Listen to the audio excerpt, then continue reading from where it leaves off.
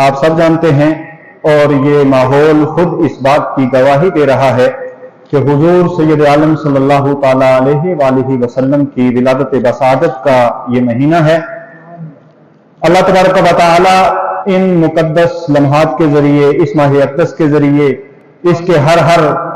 دن کے ذریعے اور اس کی نیک ساعتوں کے ذریعے اللہ پاک ہم سب کے گناہوں کو معاف فرمائے، ہم سب پر اللہ اپنے فضل و کرم کا نزول فرمائے۔ اللہ کریم ہم سب کو حضور سید عالم صلی اللہ تعالی علیہ وسلم کی مکمل اتباع کی توفیق عطا فرمائے۔ چونکہ اس مہینے کی مناسبت سے ہی مجھے گفتگو کرنی ہے اور اسی مناسبت سے میں نے کلام مجید فرقان حمید کی ایک آیہ مقدسہ آپ کے سامنے پڑھی ہے۔ رب کائنات ارشاد فرماتا ہے قل بفضل اللہ وبرحمتہ فبذلک فلیفرحوا، کہ محبوب صلی اللہ تعالی علیہ وسلم آپ فرما دیجئے کہ اللہ کے فضل پر اور اس کی رحمت پر خوشیاں منایا کرو۔ تو چونکہ حضور سید عالم صلی اللہ تعالی علیہ وسلم کی ذات گرامی اس کائنات میں، اللہ کی مخلوقات میں سب سے افضل ترین ذات بھی ہے اور اللہ کی سب سے بڑی نعمت بھی ہے، اللہ کی سب سے بڑی رحمت بھی ہے، اس میں کسی کو اختلاف نہیں اور نہ ہونا چاہیے۔ اور چونکہ میں اس آیت کے تعلق سے مختصراً اس کی تفسیر کی طرف جاؤں گا اور یہ کوشش کروں گا ان لوگوں کو اپنی بات کی طرف مائل کرنے کی قرآن عظیم کی ان آیات کے ذریعے اور احادیث کریمہ کے ذریعے، اور جو اس امت کے اسلاف ہیں ان کے جو اعمال رہے، میلاد کے تعلق سے ان کے جو اقوال رہے اور ان کے جو افعال رہے، ان کے ذریعے، تاکہ اس امت میں یکجہتی پیدا ہو، محبت کا پیغام عام ہو، اور حضور کا تشریف لانا اس دنیا کے اندر صرف اس امت کے لیے جو امت اجابت ہے، یعنی صرف مسلمانوں کے لیے ہی رحمت نہیں، صرف ہمارے لیے سرکار صلی اللہ علیہ وسلم فضل نہیں ہے، بلکہ اگر آپ دیکھیں گے تو سرکار ساری کائنات کے لیے، چاہے وہ انسان ہوں، چاہے وہ جنات ہوں، چاہے وہ جمادات و حمادات ہوں، چاہے وہ نباتات ہوں، ہر طرح کی جتنی مخلوقات ہیں اللہ کی، سب کے لیے اللہ نے اپنے محبوب کو رحمت بنا کر کے بھیجا۔ اور حضور کے فضل و انعام اور آپ کی مدح سرائی کا بیان یہ ممکن ہی نہیں ہے، لا يمكن ثناء كما كان حقه۔ حضرت محدث دہلوی رحمۃ اللہ تعالی علیہ نے آپ کے جمال کا تذکرہ کیا، آپ کے کمال کا تذکرہ کیا، آپ کے مختلف اقوال و افعال و اخلاق کا، آپ کے شمائل کا تذکرہ کیا، اور اس کے بعد صرف حضرت محدث دہلوی نہیں بلکہ ہر ایک نعت نے جتنے بھی مدحت سرائے مصطفیٰ ہیں، سب جب اپنی طرف سے ان کے الفاظ ختم ہو جاتے ہیں، ان کا ذہن وہاں پہنچتا ہے اور یہ کہنے پر مجبور ہو جاتا ہے لا يمكن ثناء كما كان حقه، اے کہ محبوب صلی اللہ تعالی علیہ وسلم آپ کی نعت پڑھنا، آپ کی صفت بیان کرنا، آپ کی توصیف بیان کرنا، آپ کی ثنا بیان کرنا، آپ کی مدحت سرائی کرنا یہ ممکن ہی نہیں ہے۔ بس ایک مختصر سی بات حضرت محدث دہلوی نے جو آخر مصرے میں فرمائی، لا يمكن ثناء كما كان حقه، کہ کما حقه آپ کی ثنا بیان نہیں کی جا سکتی، بعد از خدا بزرگ کوئی قصہ مختصر، یہ الفاظ کہہ کے کہ بس قصہ مختصر یہ ہے کہ اللہ کے بعد اگر کوئی ذات ہے تو وہ ذات مصطفیٰ صلی اللہ علیہ وآلہ وسلم۔ اور اللہ کی بارگاہ میں دعا کریں کہ جو میلاد منانے والے ہیں، اور ظاہر سی بات ہے سرکار کائنات صلی اللہ علیہ وسلم کا جب ورود مسعود ہوا اس دنیا کے اندر، تو اس وقت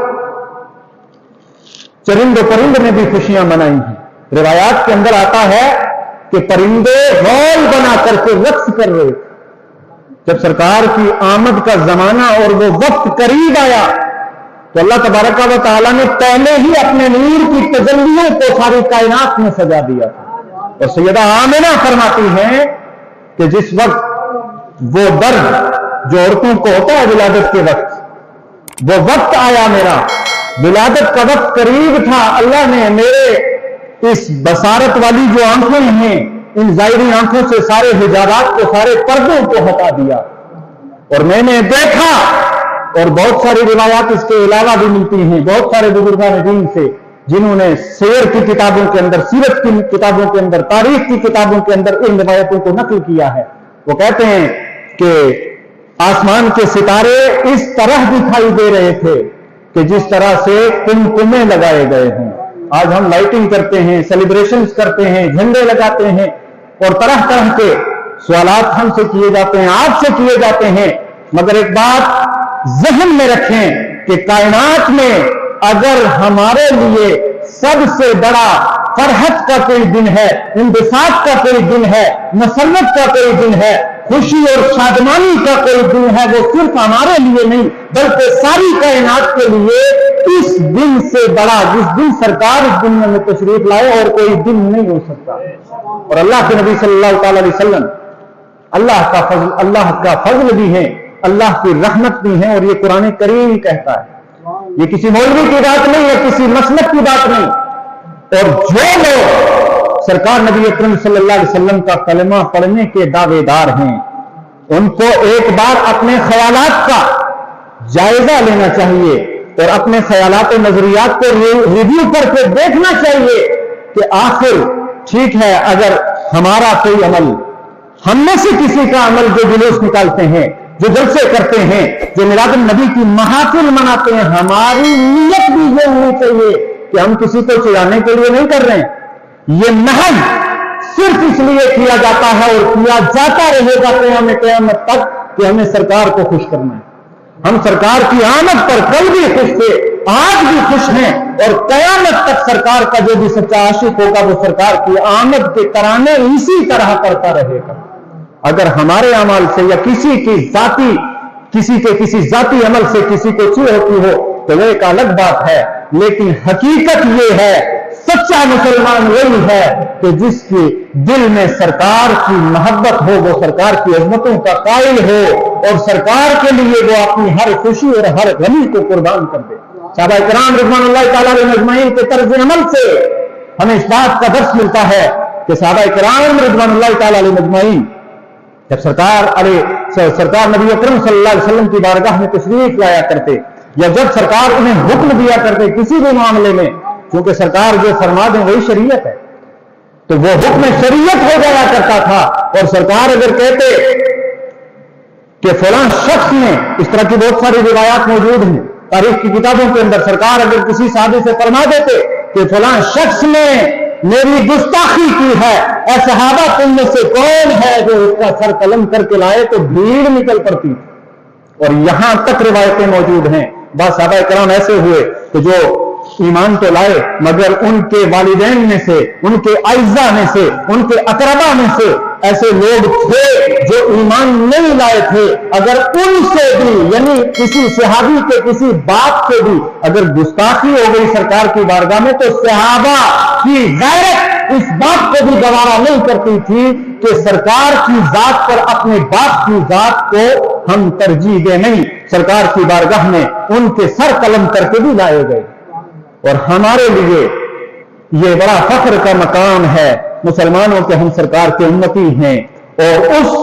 سرکار کی امت سے ہیں کہ جس کی امت میں ہونے کے لیے پیغمبروں نے بھی، انبیاء کرام نے بھی دعائیں کی اور التجائیں کی اور تمنائیں کی۔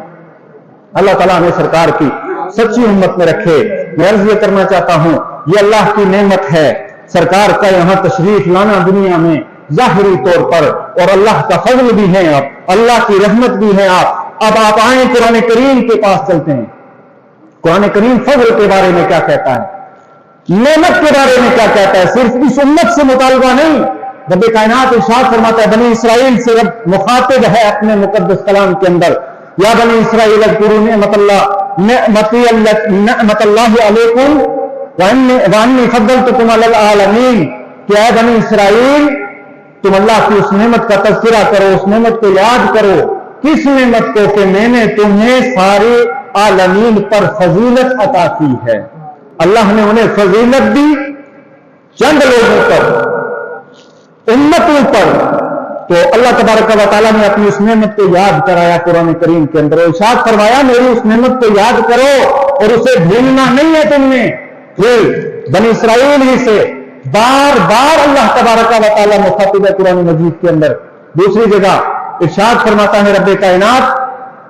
جب فرعون سے نجات دی بنی اسرائیل کو، تو قرآن کریم میں رب ارشاد فرماتا ہے اِذْ مِنْ آلِ فِرْعَوْنَ يَسُومُونَكُمْ کہ اے آل فرعون، اے بنی اسرائیل جب میں نے تمہیں آل فرعون سے نجات دی، تمہیں آزادی نصیب ہوئی، تو تم اس دن کو بھی یاد کرو اور میری اس دی ہوئی آزادی کی نعمت کو تم یاد کرو. اور پھر اور آگے بڑھیں تو اس امت مسلمہ سے رب کائنات ارشاد فرماتا ہے وَاذْكُرُوا نِعْمَتَ اللَّهِ عَلَيْكُمْ إِن كُنتُمْ أَعْدَاءَ کہ اے مومنوں، اے مسلمانوں، تم اس نعمت کو یاد کرو جو میں نے تمہیں عطا کی کہ تم آپس میں ایک دوسرے کے جانی دشمن تھے. اور پھر تم سرکار صلی اللہ تعالی علیہ وسلم کی طرف اشارہ فرمایا کہ پھر میں نے تم میں اپنے محبوب کو بھیجا اور پھر تم اس کے دامن سے وابستہ ہوئے. جب تم ایمان والے ہو گئے تو تمہاری جو دشمنیاں تھیں، تمہارے جو آپسی رنجشیں تھیں، تم ایک دوسرے کے خون کے پیاسے تھے، میرے محبوب کی آمد کی برکت سے تمہارے دل ایک دوسرے سے مل گئے، تم ایک دوسرے کے ساتھ شیر و شکر ہو گئے، تمہیں آپسی محبتیں پیدا ہو گئیں. تو میری اس نعمت کو بھی تم یاد کرو. تو بھیا اللہ کی جب کوئی نعمت ملے کسی بندے کو تو اس پر کیا کرنا چاہیے؟ قرآن کریم فرماتا ہے کہ اس نعمت کو ہمیں یاد کرنا چاہیے، اس کا تذکرہ کرنا چاہیے. اب ہمیں دیکھنا ہے کہ یہ حضور کی ولادت کی نعمت، کیا اس سے بڑی بھی کوئی نعمت ہے دنیا کے اندر؟ اس سے بڑی کوئی نعمت نہیں ہے دنیا کے اندر. تو ہمیں جب میلاد کا معاملہ آتا ہے یا دیگر ہمیں نعمتیں ملتی ہیں، ان نعمتوں کا ہمیں ذکر کرنا چاہیے اور ان نعمتوں کے نزول پر اللہ کا ہمیں شکر ادا کرنا چاہیے. اور اسی طرح رب کائنات جل جلالہ نے یہ تو وہ ذکر نعمت کہ ہمیں حکم ملا قرآن کریم کے ذریعے کہ ہم ذکر نعمت کریں. دوسرے مقام پر رب کائنات نے ارشاد فرمایا ایک دوسرا طریقہ بتاتے ہوئے وَأَمَّا بِنِعْمَتِ رَبِّكَ فَحَدِّثْ کہ اپنے رب کی نعمتوں کا خوب چرچا کیا کرو. ایک ہوتا ہے ذکر نعمت جس کا میں نے بیان کیا، اور اس آیت میں رب کائنات نے ارشاد فرمایا کہ تحدیث نعمت بھی کیا کرو، چرچا بھی کیا کرو. یعنی ہم اب ذکر کیا ہے؟ ہم زبان سے ذکر کریں، دل سے یاد کریں، صدقہ و خیرات کریں، عبادت کریں، اللہ کا شکر ادا کریں. تو زبان سے کریں، آپ عمل سے کریں، آپ کسی طرح سے بھی کریں تو ذکر تو ہو جائے گا، مگر وہ تحدیث نعمت نہیں. تحدیث نعمت تبھی ہوگا جب ہم جمع ہوں گے، بڑے بڑے اجتماعات ہوں گے، بڑے بڑے جلوس ہوں گے، بڑے بڑے بینر لگائے جائیں گے، سجاوٹیں کی جائیں گی. تو جب ہم مل کر کے سارے سیلیبریشن کریں گے، اس دن کو منائیں گے، اس دن کی یاد کو تازہ کریں گے اور امت تک اور ساری اقوام تک یہ پیغام پہنچائیں گے کہ ہاں یہ اللہ کی نعمت ہمیں ملی ہے، تو یہ تحدیث نعمت ہوگا. اور اس پر عمل کرتے ہوئے ہم جلوس نکالتے ہیں، ہم اس کے لیے بڑے بڑے جلسے کرتے ہیں، اس کے لیے نعرہ تکبیر رسالت کو بلند کیا جاتا ہے اور ساری امت کو، سارے لوگوں کو یہ پیغام دیا جاتا ہے کہ یہ اللہ کی جو سب سے بڑی نعمت سرکار نبی اکرم صلی اللہ علیہ وسلم کی ولادت بسعادت، جو سرکار اس دنیا میں ہمارے درمیان تشریف لائے اور ساری دنیا کو آپ نے امن و امان اور محبت کا پیغام دیا، ہم ان کی آمد کی خوشی میں ان کی آمد کے چرچے کر رہے ہیں. اور اسی طرح جو آیت کریمہ میں نے پڑھی آپ کے سامنے، رب فرماتا ہے چونکہ ہم سے آپ سے سب سے بڑے سوال ہوتے ہیں بھئی عید کہاں سے آ گئی؟ عیدیں تو دو ہی ہیں، جشن کہاں سے آ گیا؟ میلاد النبی کا مطلب کیا ہے؟ کیا صحابہ کرام نے منایا؟ کیا حضور نے اس کو اپنی زندگی کے 63 سال میں کبھی منایا؟ ہاں، اس کے کئی ایک جوابات قرآن و سنت کی روشنی میں ہمارے پاس موجود ہے. وقت نہیں ہے، میں چند چیزیں آپ کے گوش گزار کر کے رخصت چاہوں گا. خوشی منانے کا جہاں تک تعلق ہے، میں نے جو آیت کریمہ پڑھی ہے، رب اس میں واضح طور پر ارشاد فرماتا ہے اللہ کی رحمت اور اللہ کے فضل پر खुशियां मनाया करो, खुशियां मनाया करो। जब कुरान करीम का वाज़े हुक्म है